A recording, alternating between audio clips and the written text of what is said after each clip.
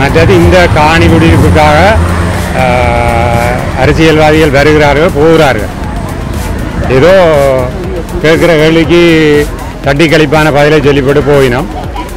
எங்களுக்கு சரியான முறையில் சரியான தீர்வு கிடைக்கும் வரை இந்த போராட்டம் தொடரும். இன்றைக்கு எங்களுடைய சொந்த நாட்டிலேயே நாங்கள் அகதியாக்கப்பட்ட நாங்கள் 1990ஆம் ஆண்டு எங்களுடைய சொந்த நாட்டிலேயே எங்களை அகதியாக்கப்பட்டு நாங்கள் அப்படி இடம்பெயர்ந்து போய் பலிகாமன் தென்மராட்சி என பல பகுதிகளிலேயும் எங்களோட மக்கள் கொஞ்சம் கொஞ்சமாக வாழ்ந்து வந்து நாங்கள் குறிப்பிட்ட தொகை மக்கள் வந்து வடமராட்சி அண்டிய பிரதேசத்தில் வாழ்ந்த நாங்கள். இன்றைக்கு எங்களுடைய இடம் அபகரிக்கப்பட்டு 35 வருடங்கள் ஆகியது. இன்னும் எங்களுடைய நிலம் இன்னுமே எங்களுக்கு விடவில்லை.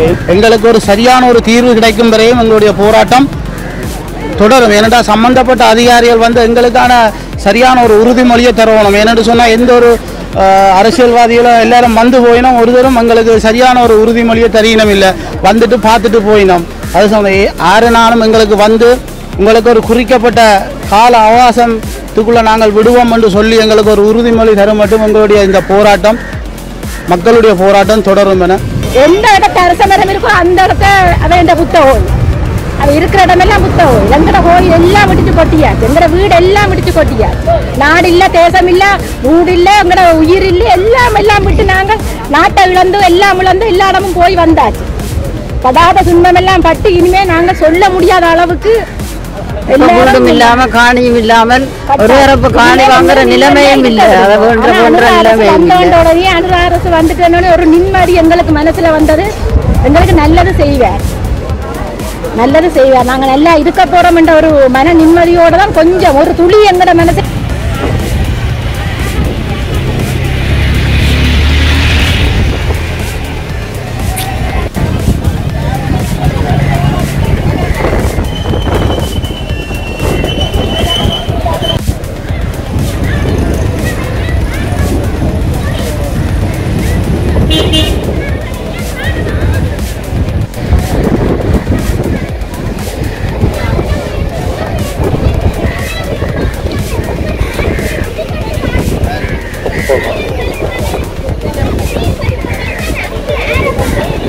பல்பர்ட் அலோசியஸ் மூழ்குடியின தலைவராக இருக்கிற இந்த காணி குடியிருப்புக்கான அனைத்து வேலைகளையும் நாங்கள் செய்து கொண்டு இருக்கிறோம்.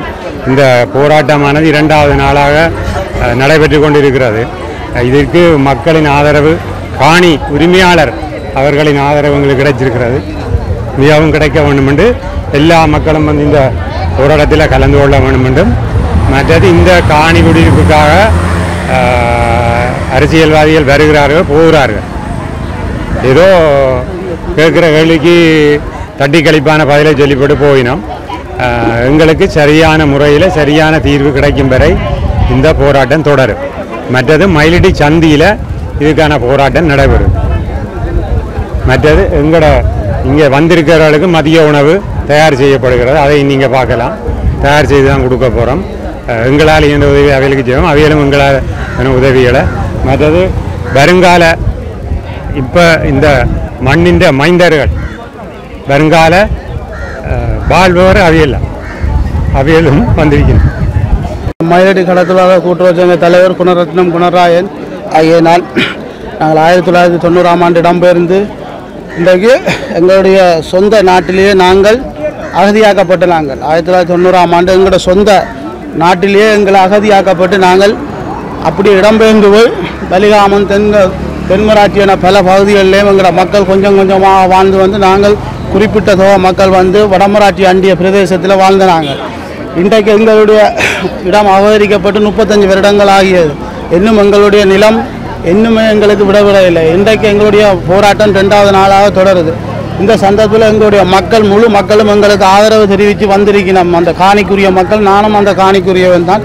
மக்கள்லாம் இந்த போராட்டத்தை ஆரம்பித்தவர், மக்கள்லாம் இன்றைக்கு எங்களுடைய போராட்டத்தில் சிறார்களும் கலந்து கொண்டிருக்கிறார்கள். நாங்கள் இங்கேயே சமைச்சு சாப்பிட்ற ஒழுங்கெல்லாம் செய்திருக்கிறோம். இன்றைக்கு கூடாரம் அமைச்சு எங்களுக்கு ஒரு சரியான ஒரு தீர்வு கிடைக்கும் வரையும் எங்களுடைய போராட்டம் தொடரும். ஏனென்றால் சம்பந்தப்பட்ட அதிகாரிகள் வந்து எங்களுக்கான சரியான ஒரு உறுதிமொழியை தருவணும். ஏனென்று சொன்னால் எந்த ஒரு அரசியல்வாதிகளும் எல்லாரும் வந்து போயினோம், ஒருத்தரும் எங்களுக்கு சரியான ஒரு உறுதிமொழியை தெரியணும் இல்லை, வந்துட்டு பார்த்துட்டு போயினோம். அது சொன்ன 6 நாளும் எங்களுக்கு வந்து உங்களுக்கு ஒரு குறிக்கப்பட்ட கால அவகாசம் இதுக்குள்ளே நாங்கள் விடுவோம் என்று சொல்லி எங்களுக்கு ஒரு உறுதிமொழி தர மட்டும் எங்களுடைய இந்த போராட்டம் மக்களுடைய போராட்டம் தொடரும் என கேட்டுக்கொண்டு என்னுடைய உரையை முடிக்கும். என்னுடைய பேர் தேவராசா ஜோஹனா. நான் மயிலிட்டி கட்டுவன் ரோட்டில் தான் என்னுடைய வீடு இருக்குது. காணி 90ஆம் ஆண்டு வெளிக்கிட்டு எவ்வளோ கஷ்டங்கள் துன்பங்கள் எவ்வளோ எல்லாம் அனுபவித்து பிள்ளைகள் எல்லாம் எவ்வளோ இது வேதனைப்பட்டு உயிர்களையும் கொடுத்து இன்றைக்கு மனதில் துணிவும் இல்லாமல் உடம்பில் தைரியமும் இல்லாமல் எவ்வளவோ மறந்து போச்சு. நாங்கள் பட்ட கஷ்டங்கள் எல்லாம் மறந்து இந்த இடமெல்லாம் தெரிஞ்சு கடைசியில் இப்போ ஒரு வீட்டில் வந்து இருக்கிறேன். 2 வருஷம் கேட்டு வந்தனாலும் இப்போ 2 வருஷம் முடியுது. இது முடிஞ்சால் நீ எங்கே போய் எந்த இதில் நிற்க போகிறோமோ தெரியாது. அப்படி பிள்ளைகளையும் வச்சு கொண்டு இவ்வளோ வேதனையோடு இருந்து வாழ்ந்து கொண்டிருக்கிறோம். உங்களை நாங்கள் கேட்குறது எங்களுக்கு ஒன்றும் வேண்டாம், எங்களோட நிலங்களை விட சொல்லித்தான் கேட்குறோம். நாங்கள் இருந்து எங்களோட காணி எங்களோட நிலம் இருந்து ஒரு வீட்டை போட்டு இருக்கவோ தண்டவோ எங்களை விட சொல்லித்தான் கேட்குறோம். வேறு ஒன்றும் உங்களை கேட்க இல்லை. வெளியில் ஒரு இடத்தை இருந்து ஒரு வீட்டில் போய் இருந்து அடுத்த வருஷம் எழும்ப சொல்லினோம். நீங்கள் யாரெண்டு கேட்கினோம், வந்தான் பெருத்தான்னு பேசினோம். எவ்வளோ துன்பங்கள் எல்லாம் அனுபவித்து முடிஞ்சது. இனி இயலாது, எங்களால் அனுபவிக்கவும் மேலாது. மற்றது எங்களோட இடங்களை எங்களுக்கு தான் தெரியும், எங்களோட பிள்ளைகளுக்கு தெரியாது. இந்த தலைமுறையில் நீங்கள் விட்டால் தான் எங்களோட பிள்ளைகளுக்கு இதுதான் எங்களோட இடமன்ற அவையிலேயாவது நாங்கள் இருக்க விடலாம். எங்களோட பிள்ளைகளோட நிலைமை என்ன, இந்த குழந்தைகளின் நிலைமை என்னன்றவே அவை சிந்திக்க வேணும். இதுக்கு இதாக இருக்கிற ஜனாதிபதியோ இதுக்கு பொறுப்பாக இருக்கிற இராணுவ தளபதி அவைகளோ எல்லாரும் சேர்ந்து இதுக்கு ஒரு முடிவெடுத்து எங்களோட இடங்களை விட சொல்லித்தான் நாங்கள் கேட்குறோம்.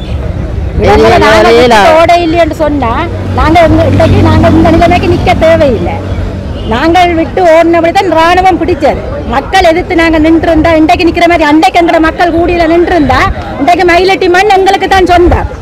ஆனா இன்றைக்கு அவியல் வந்து நின்று இன்றைக்கு தாங்கள் எங்கட எல்லாம் இடிச்சு கொட்டி எல்லாம் கொண்டே கடல்ல கொட்டி போட்டு தாங்கள் ஆட்சி புரியணும்.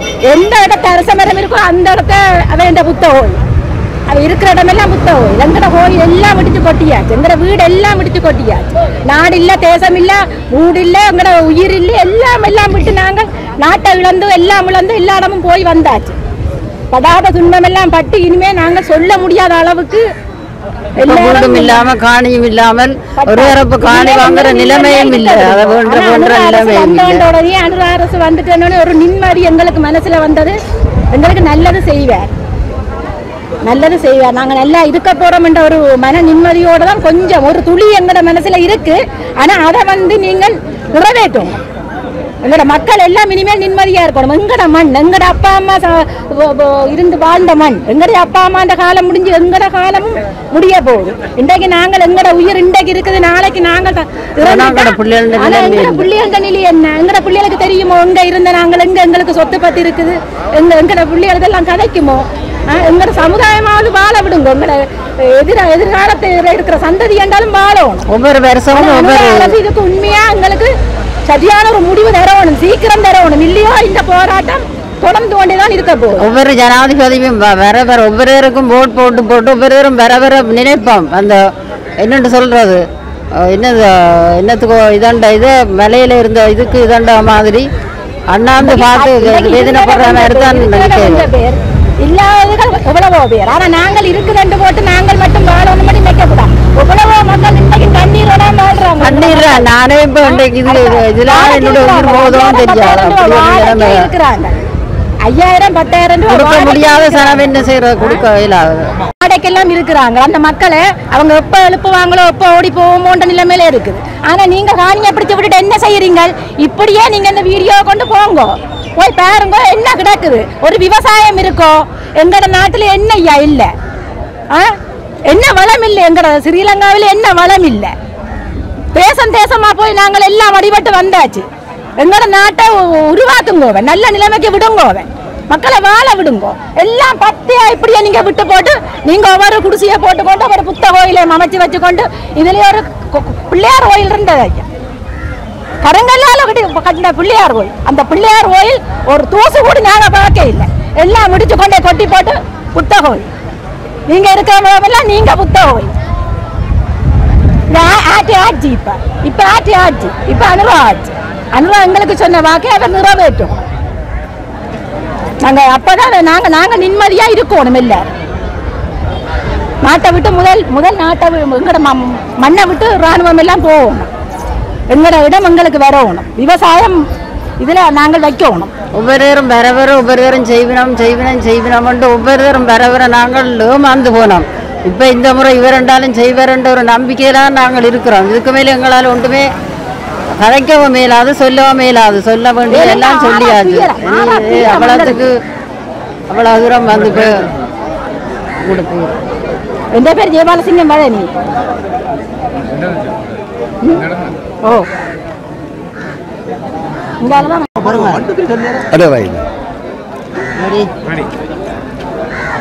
என்னுடைய பேர் ஜெயம். நான் J242 ESP இருக்கிறேன். அந்த இடம் ஃபுல்லாக துப்புரா விட இல்லை. 1983ஆம் ஆண்டு போராட்டம் தொடங்கினோடக்கம் எங்களோட மைலிட்டி ஏரியாக்களை எந்த தாக்குதலும் விளம்பர இல்லை. இதுதான் முதல் முக்கியமான பிரச்சனை. எந்த தாக்குதலும் விளம்பர இராணுவத்துக்கு விளம்பர இல்லை. அப்போ அண்டைய தொடக்கம் நாங்கள் 90ஆம் ஆண்டு ஆணி 15 குண்டுகளை போட்டு செல்லுகள் அடித்தாப்புறம் நாங்கள் ஓடணும் பயத்தில். அதுவும் நாங்கள் ஏன் ஓட வலிக்கினாண்டா ஒரு குடும்பத்திலே 6 பேர் செத்துட்டோம். அதுக்கப்புறம் இருக்கிறான்னு நாங்கள் ஓடி போனோம். நாங்கள் போன நோக்கம் என்னென்னா போய் திரும்பி வரவோம்ண்டு. ஆனால் எங்களோட விதி கடைசி வரையும் பிற்பாடி போடுது. ஆனால் அதுக்கு பிற்பாடு யுத்தம் நடந்தது, ஓடினோம், யுத்தம் முடிஞ்சுது. 90ஆம் ஆண்டு இடம்பெயர்ந்து நாங்கள் இப்போ ஆணியோட 35 வருஷம் முடிஞ்சுது. 9ஆம் ஆண்டு யுத்தம் முடிஞ்சது, 16 வருஷம் முடிஞ்சுது. அப்போ நாங்கள் எவ்வளவோ போராட்டங்களை பல செய்து தான் கடைசியாக எங்களுடைய குறுகிய நிலம் விடப்பட்டது. ஆனால் எங்களோட 13ஆம் ஆண்டு நாங்கள் மாவட்டத்தில் உண்ணாவிரதம் இருக்க எதிர்கட்சி தலைவர் ரணில் முழு பேரும் எங்களோட கூட சொன்னவர். எங்களுக்கு சொன்ன வாக்கு, நான் அரசாட்சிக்கு வந்தோடனே உங்களுடைய இடம் முழுக்க விடுவேன். அதாவது இந்த கனவான் பாக்குன்னு சொல்லினோம், அப்படி எங்களுக்கு சொன்னார். ஆனால் அவர் வந்த பிற்பாடு எங்களுக்கு அவரிடம் விட இல்லை. ஆனால் அவர் சொன்ன மறுமொழி, நீங்கள் பொருந்தோ நாங்கள் விடுவோம். ஆனால் உண்மையாக எங்களுக்கு இந்த இடத்தை விட்டது இராணுவ தளபதி மகேஷ் நாயக். அவரை நாங்கள் பலமுறை சந்தித்த பொழுது கடைசியாக சொன்னார், நீங்கள் யாழ் மாவட்ட தளபதியாக இருந்த பொழுது, ஜெயம், நான் மற்றாக்கள் மாதிரி பொய் சொல்ல மாட்டேன். அதாவது உயர் பாதுகாப்பு சொல்வதும் பொய்க்காத. நான் இராணுவத்தில் பிதமாக இருக்கிறேன். உங்களோட காணிகளை எனக்கு தெரியும். நான் உங்களோட காணிகளை படிப்படியாக விடுவேன். ஏனென்று சொன்னால் முழுக்க விட்டால் தனக்கு பிரச்சனை. நான் படிப்படியாக விடுவேன். ஆனால் ஒரு விஷயம் உங்களுக்கு சொல்கிறேன், ஏதாவது எங்களுக்கு இடைஞ்சலாக நீங்கள் செயல்படுவாக இருந்தால் எனக்கு முக்காமத்தானும் விட்ட காணியை பிடிக்கிறது. நான் இராணுவத்தில் பிளமாக தான் இருக்கிறேன். அப்போ நாங்கள் சொன்னோம், ஐயா உங்களுக்கு எந்த விதமான நாங்களும் பட்டிட்டோம், உங்களுக்கு எந்த இடவரையும் செய்ய மாட்டோம். அதுக்கு பிற்பாடு வந்த எங்களை பிரதமர் முழு பேரும் விடுகிறோம் என்று சொல்லினோம்லையோ ஒரு விடையில. கடைசியாக ரணில் இங்கே வந்த பொழுது, மைனாரிட்டிக்கு வந்த பொழுது சொன்னார், 20 வருஷம் பொறுத்தனீங்களப்பா, இருங்கோ நான் விடுறேன். இதே பதில நேற்று எங்களை களத்தொழில் அமைச்சர் வந்த பொழுது மக்களோட காட்சி கொண்டு நிற்கிறார். நான் பார்த்து கொண்டு நிற்கிறேன். சொல்கிறார், அம்மா பொறுங்கோம்மா, இவ்வளோ நாளும் இருந்திருக்கு, நாங்கள் விடுவோம்மா விடுவோம். அப்போ அதுக்கப்புறம் நாங்கள் ஐயா மன்னிக்கவனும் ஒரு கேள்வி கேட்கிறேன். அவைகளை 20 வருஷம் பொறுக்க சொன்னீங்கள், நீங்கள் 35 வருஷம் பொறுத்தனீங்கன்னு சொல்கிறீங்க, ஏற்றுக்கொள்கிறோம், பொறுக்கிறோம். ஆனால் எங்களுக்கு ஒரு கால எல்லையை சொல்லுங்க. 35 வருஷத்துலேருந்து எவ்வளோ காலத்துக்கு நீங்கள் இந்த வீடு எடுத்தால் விடுவீங்க, நாங்கள் பொறுமையாக இருக்கிறோம், அதை சொல்லுங்கன்னு சொன்னால் அவர் சாடியாக நகர தொடங்கி விட்டார். அப்போ என்ன கேட்டார், நீங்கள் யாருண்டு? ஐயா உங்களுக்கு முதல் நீங்கள் ஓட் கேட்கறதுக்கு ஆரோக்கியமாக கோயிலில் முதல் கூட்டம் வைக்கல, முதல் மகஜரும் இந்த காணி உறுதியும் நான் தான் உங்கள்கிட்ட கையில் தந்தேன். இப்போ உங்களுக்காண்டி மற்றாக்கள் கதைக்க சொல்லியாட்டி அவங்க இப்போ கவர்மெண்ட் 6 மாதம் தான்டா என்ன செய்வாங்க. ஆனால் நீங்கள் என்ன செய்கிறீங்க என்றால், நீங்கள் காணி விட்டான்னு சொல்கிறது எங்களை ஏமாத்தாக்கூடாது. விட்டது அந்த அரசாங்கத்தில் காணியில் தான் நீங்கள் விடுறீர்கள், அதையும் நீங்கள் விடுறே இல்லை. அவங்க விட்ட காணிக்கு பிற்பாடு இந்த பாதையை திறந்துருக்கிறீர்கள், வேறு ஒன்றும் செய்யலை. இந்த பாதையை திறந்து என்ன பிரயோஜனம்? மக்கள் நடந்த பாதை என்ன? 64 லைன் ஓடுது, ஆக்கள் தீப்பாட போகிறாங்க. அப்போ காவரை டெவலப் பண்ணுறீங்க, சந்தோஷமான விஷயம். அந்த காவருக்கு எங்களை மக்கள் களத்தோடு செய்யாட்டா அந்த காவரை டெவலப் பண்ணி என்ன செய்யறது? தென்னிலங்க மக்களும் வேறு ஆக்கள் தான் தருவாங்க. இந்திய ராணுவ என்ன இந்திய ரோலர் படகை தாட்டி வைக்கிறது தான் இந்த பயன்படுத்திய எங்களுக்கு ஒன்றுமே. நாங்கள் என்ன செய்கிறோம் என்றால், அடுத்த ஊரில் போய் எங்கே போட் விட்டோன்னா காலால் எட்டி வைக்கிறான், அங்கே இறக்கிறான். இந்த வேலை உங்களுக்கு தெரியாது. நாங்கள் உங்களை நம்பினது என்ன காரணம்னா, நீங்களும் போராடினீங்கள், நாங்களும் போராடினாங்க. அந்த போராட்ட வலி உங்களுக்கும் தெரியும், எங்களுக்கு தெரியும். நீங்கள் கட்டாயம் உணர்வாக எங்களுக்கு செயல்படுகிற நம்பிக்கையில் தான் நாங்கள் இந்த உங்களை நம்பி உங்களுக்கு பலாலி தமிழரசு கோட்டை 14 பலாலி ஜிஎஸ் பிரிவு தமிழரசு கோட்டை. ஆனால் இந்த முறை உங்களுக்கு மெம்பர் அனுப்பியிருக்கிறான். அந்த கோட்டையை உடைத்து ஏனென்றா உங்களுக்கு நம்பிக்கை இல்லை. ஆனால் நீங்கள் இங்கே காணுகிறீங்களோ, நீங்கள் வந்து எங்களையும் இன்னும் பம்மத்தான் செய்கிறீங்க. அப்போ நாங்கள் என்ன உங்களை கேட்குறோம்னு சொன்னால் இந்த சிறார்கள் இருக்கிறார்கள். இவர்கள் யார் என்றால் என்னுடைய பிள்ளைகளின் பிள்ளைகள். என்னுடைய பிள்ளைகளுக்கே என்னுடைய காணியின் வரலாறு தெரியாது. ஆனால் இந்த பிள்ளைகளுக்கு என்ன நாங்களே போராடுறோம் என்று சொன்னால் இனி நாங்கள் இருக்கிறதுக்கு இல்லை. இந்த பிள்ளைகள்கிட்ட எங்களோட உரிமை காணிய வடிவா சொல்கிறேன், எங்களோட மூதாதையற்ற உரித்துரிய உரிமை காணியை தான் நாங்கள் சொல்லி கேட்குறோம்.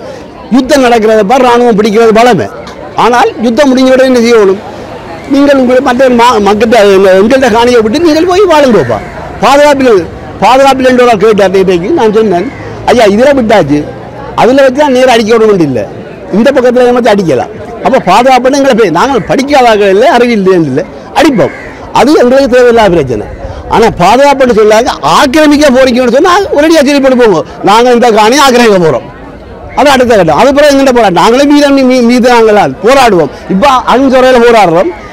நீங்கள் அடவாடித்தனம்னா நாங்களும் கலந்து வாங்கி போராடுவோம். அதில் நாங்கள் பயப்பட மாட்டோம். ஏனென்றால் உயிரை எப்பவும் போகிறதா. ஆனால் உங்களை பணிவாக கேட்குறோம், அன்பாக கேட்குறோம். நீங்கள் உண்மையாக உணர்ந்து நீங்கள் உங்களை உணர்வுடன் நீங்கள் எங்களுடைய காணியில் விரைவில் உங்களுக்கு தேவையான காணியோடு சொல்றீங்களே, அப்படி தேவை என்றால் அதை முதலெடுத்து வச்சுக்கிற அதை விட்டு மிச்சத்தை விடுங்கோ. தேவையில்லாத காணியை விடுங்கோ. தேவையில்லாத காணிக்கு பிறகு சாய்ப்போம். அப்போ நீங்கள் போகிற பேக்காட்ட வேண்டாம். ஆகவே நீங்கள் எங்களை விவசாயிக வர சந்தோஷப்படுறோம். நாங்கள் ஏன் இதை செய்கிறோம்ட்டு அவரை கேட்கணும். கமரூன் வந்தார் கதைச்சம். அவர் கடைசியாக என்ன சொல்லி போட்டு போனார் என்றால், தம்பி அடுத்தவரை நாங்கள் தரையிக்கல, தான் வந்தால் நீங்கள் அந்தந்த இடங்களில் குடியிருப்பீர்கள் என்று. ஆனால் இப்போவும் நாங்கள் அகதி முகாமிலையும் அந்நிய ஊரில் இருக்கிறோம். அப்போ இவர் வார இவர்களையும் நம்பிக்கை வைக்கிறோம். நம்பிக்கை வைக்கிறது எங்கெல்லாம் பொறுப்பு, அதை நிறைவேற்றுறது அவருடைய பொறுப்பு. அவருக்கு இந்த முன்னப்பதை கொடுப்போம். இப்போ போகணும் நிச்சயமாக. அவர் வந்தால் இலங்கைக்கு அழுத்தத்தை கொடுத்து எங்களை குடியேற்றணும் என்று வேண்டிக் கொண்டு இந்த படியை முடிச்சுக்கொள்ளும். நான் ராயேஸ்வரன் நிவேதன், தரம் 9 கல்வி கேட்கிறேன். மயிலிட்டியில் திருப்பூர் ஒன்றிய கல்வி நிலையத்தில் கல்வி கேட்கிறேன். 1990ஆம் ஆண்டில் எங்களோட மக்கள் மீள்குடியேறின பிறகு இராணுவம் எங்களோட இடத்தை கைப்பற்றினோம். எங்களோட கலாச்சார உரிமைகள் நீக்கப்பட்டது. இப்போ எங்களோட மடுமாதா கோயில், பிள்ளையார் கோயில் போன்றவை இராணுவத்தால் தடம் தெரியாது அளிக்கப்பட்டது. இந்த நோக்கம் 35 வருடங்களாக இராணுவத்தால் கைப்பற்றப்பட்டிருந்த இந்த இடம் எங்களுக்கு திருப்பி வேணும் என்று நாங்கள் இந்த போராட்டத்தை செய்கிறோம். எங்களோட அடுத்த தலைமுறைக்கு இந்த இடம் திருப்பி அளிக்கப்பட்டதால் நாங்கள் இந்த இதை மீள்குடியேற்ற முடியும் என்று சொல்கிறேன். எங்களுடைய பூர்வீக காணி, நாங்கள் இருந்த வீடு வளவு, தோட்டக்காணி, மற்றது என்னது சகோதரங்கள குற்ற உறவினர்கள காணிகள் எல்லாத்தையும் வேண்டி அந்த மெயின் கேம்ப் பண்ணி சொல்லி வச்சிருக்கிறோம். அப்போ நாங்கள் என்ன செய்கிறது? எங்களோட ஜனங்கள் எல்லாம் வெளியிலே அப்படி இப்படி தெரியணும். இந்த கூட பிறந்த சகோதரங்கள வீடு வளவெல்லாம் அதுக்குள்ளே இருக்குது. அப்போ நாங்கள் என்னுடைய வீடு வளவு, தோட்டக்காணி எல்லாம் அதுக்குள்ளே இருக்குது. அவைகள் அதை பாதுகாப்பு பண்ணி சொல்லி வச்சிருக்கிறோம். அதை கையில் விட்டு எங்களை உள்ளுக்கு போக சொல்லிங்க. அப்படி செய்தால் காணும். சரி ஐயா, வணக்கம்.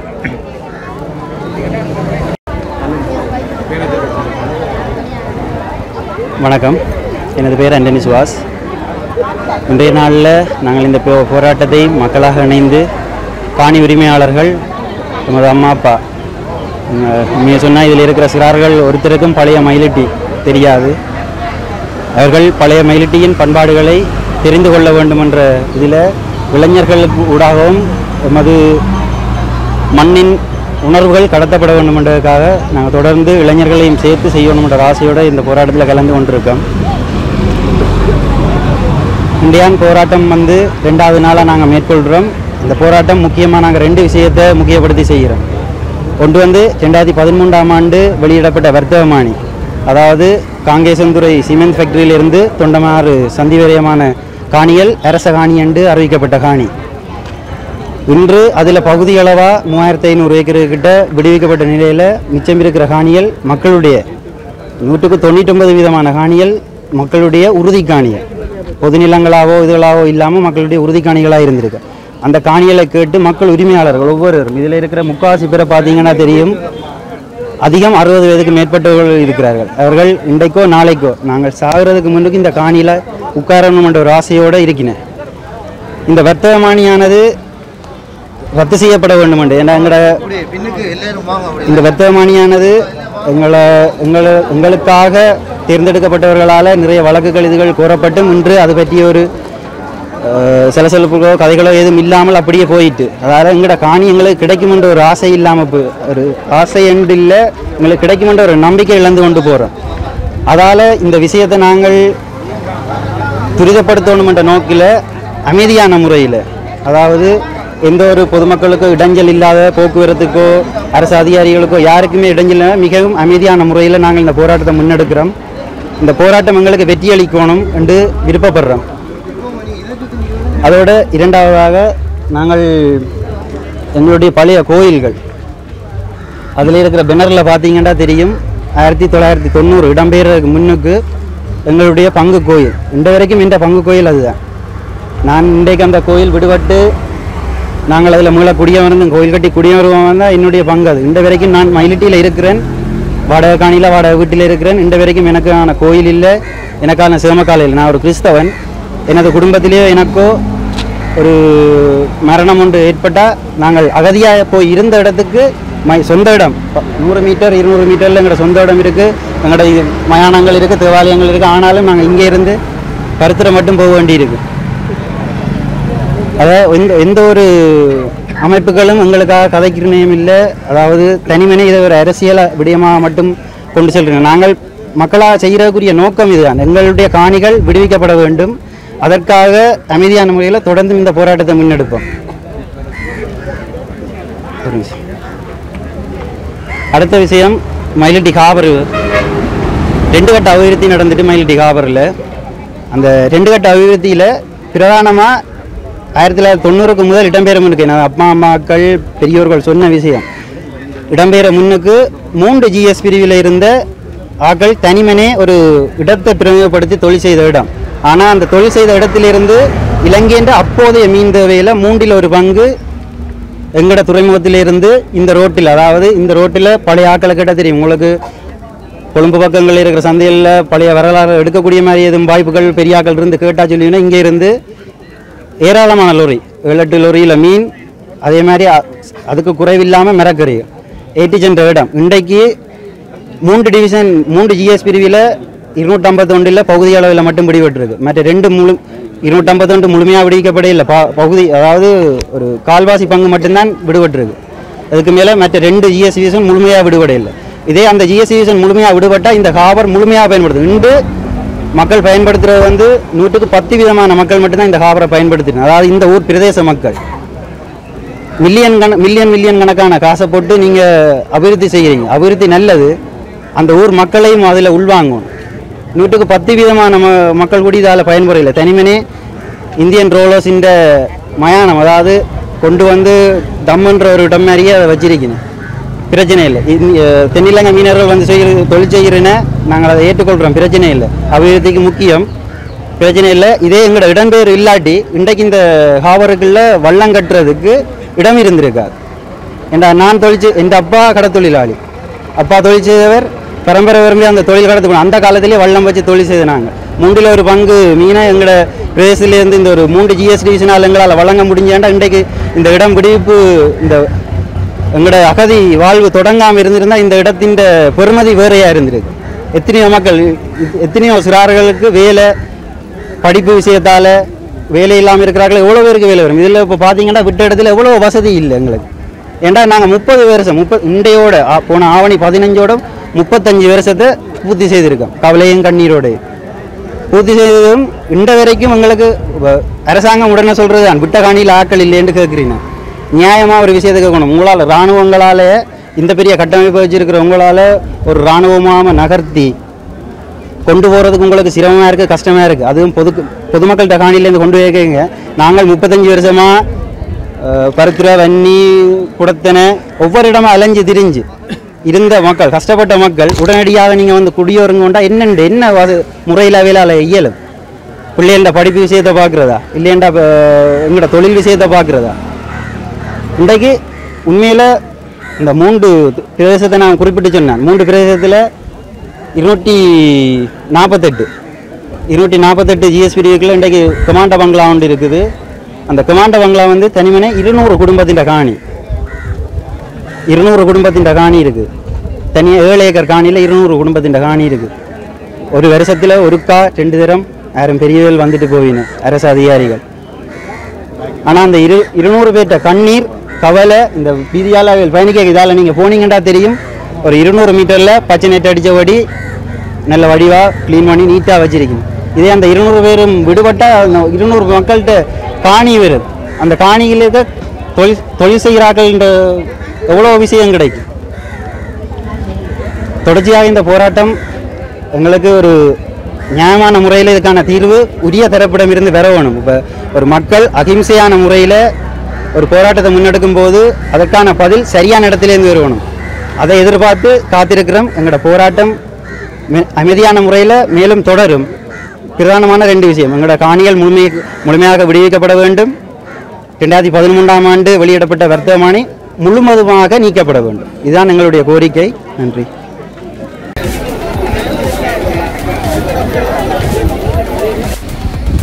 இப்போ இருக்கிறதுங்க